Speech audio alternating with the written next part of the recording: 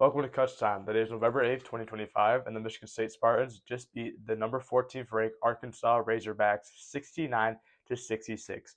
MSU won a down to the wire game through their intense defense and paint dominance. Arkansas was only allowed to score 27 points in the second half after a 36-point first half where they had the lead. And MSU had 46 points in the paint tonight compared to Arkansas's 28. That's a 18 points in the paint difference. Arkansas was scoring through the whole range. They're hitting mid range. They're hitting 3 pointers. Michigan State could really only score in the paint. If you look at the shot chart, basically all their points came from paint. All the other points were from free throws. The 3 point line was non-existent for them. There was a lot of good tonight with a win such as this. Cam Ward, it was his coming out party. He had 18 points. He shot 8 for 13 from the field and had 10 rebounds. I mean, I don't think anybody expected a freshman to get as many minutes as he did tonight and have as much impact as he did. He was a 4-star coming out of high school, and he seemed like he had a very good training camp and had some decent exhibition minutes. But today, he was the best player for the Michigan State, and that being a freshman is a rare sight. Obviously, we had Jace Richardson last year, but at least to start the season, it took a little bit for Jace to get going and take over that star role that he ended up becoming come tournament time. Cohen Carr, also an amazing game, 15 points, 7 rebounds, and he was the biggest, like he always is, he's the biggest momentum piece for the Michigan State Spartans. He had a dunk very early on that kind of led the Michigan State team to have a huge momentum boost for almost the whole first half. Michigan State was leading basically the entire first until the very end when the Arkansas, I believe, went on a 7-2 run to take the lead in the halftime. They're only up 3, and he also a very good night for him free throw shooting. He has struggled in the past. He even struggled against Colgate shooting his free throws, but he was 7 for 8 tonight. That's a huge improvement. Because he's a guy who basically is going to live in the paint, and because of that, will live at the line a lot of the times. And he has to be able to shoot those free throws. And he's not a great shooter. He can't really shoot the 3 ball. He did attempt one today. He missed it. But him going 7 for 8, if he can at least keep up about a 70%, maybe even high 60s% from the free throw line this year, he will be very usable and very impactful for the Spartans night in and night out, like many fans expect him to be. Jackson Kohler, he had an interesting game. He had 10 points, 7 rebounds, but and he had this heavy paint presence all night on defense, on offense. However, he left a lot of paint on the board. Um, there a lot of times he was backing down an opponent, and he was getting good work done. He was getting good position, and he ended up a lot of times ended up getting a layup or a fade, and it would be a good shot attempt. Just a lot of times it wasn't going in. He shot 5 for 13, and realistically, this was probably an off night for Jackson Kohler shooting wise. On a good night for Jackson Kohler, he could have easily had 15 plus points tonight. He also had basically 3 open 3 attempts, and he missed all 3. That's very unusual. Usually at least knocks at least 1 3 down if he's wide open like he was tonight. So kind of off game, but still had a lot of impact for the Spartans tonight, and especially his 10 points was very helpful when you're only going to score 69 in an entire game. And then the rebounding tonight, we had a problem rebounding against UConn in exhibition, and we had a little bit of problem against even Colgate. But we out rebounded Arkansas, who does have a very big lineup. We out rebounded by 12. Was 45 to 33 and 6 more offensive rebounds, which was huge. A couple of them came off free throw misses that led to a couple more bucket attempts. And we don't win the rebound battle tonight, we don't win the game.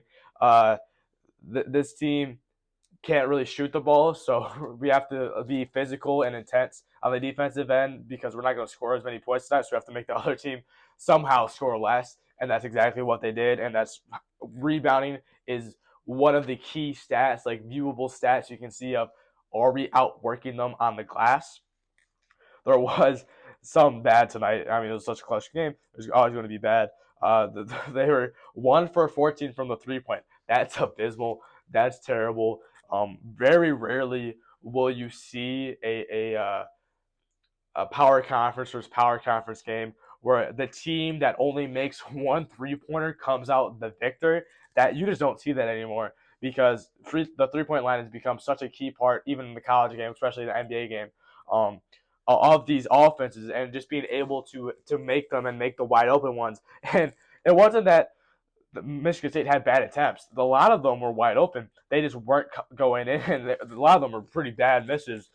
And the only guy who was able to shoot one was Trey Ford. He was only 1 for 4, and he only played about 15 minutes, which was a lot less than probably expected with him coming into the starting lineup today. Jeremy Fears, again, iffy game. He was 0 for 7 from the field, 0 for 2 from 3. However, he did everything else. He had 9 assists, and Jeremy Fears has developed this role as a foul baiter almost. He is going to draw 4 to 5 fouls every single game. And not all of them are going to lead to free throws. Some are just reaching fouls. Some of them are a charging foul that he's going to take. And he's just that shifty guy, that nitpick guy that's going to like annoy the other team a lot. And he did so tonight. Darius Acuff was visibly annoyed a decent portion of the game, who was a freshman for Arkansas, who played a lot of minutes. And then Jeremy Fears also came in clutch at the very end. He faked a three, got the guy in the air, Arkansas defender in the air, and he gets the foul, and that's three free throws. We were only up 1 before that, and then he makes 2 out of the 3 to go up 3, and that would be the final score. It was about 43 seconds left when he made the free throws, and it was just kind of Arkansas then at that point had to force a 3 to try and tie the game, and they just weren't able to get good shot attempts with how physical and effective Michigan State's defense is. Now, there's something I want to discuss with the closing lineup. It was quite odd. We started Trey Ford today. We were starting Kurtang at the 2. However, most of the so like the last 4 minutes until about the 1 minute mark, 1:30 mark, Divine number 99 was in, and usually Divine is the back, like he really only plays when Jeremy Fears is off the floor. He's kind of just the backup point guard role, and that's all he does. Since he's a very good playmaker, he can run the floor a lot. However, he's not going to score.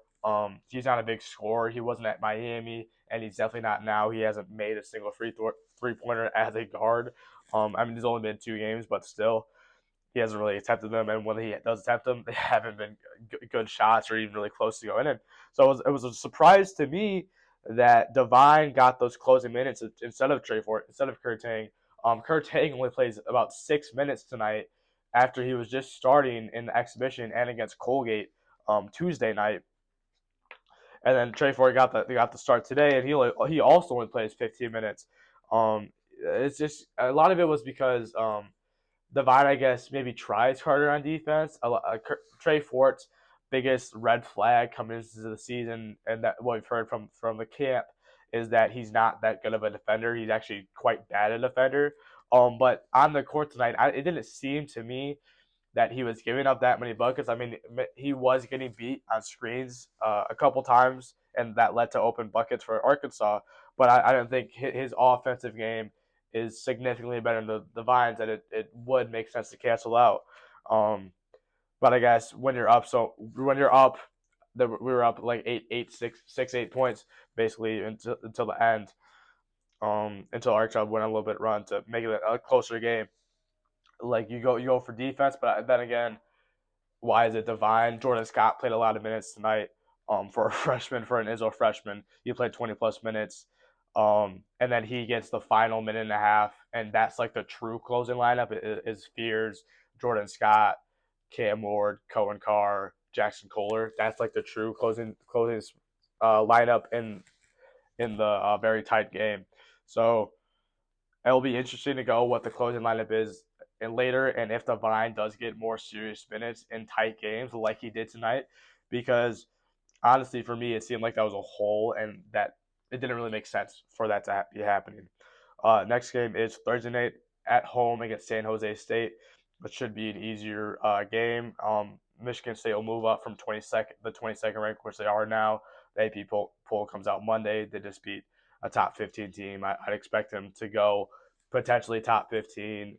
They should, because that's a very big schedule win.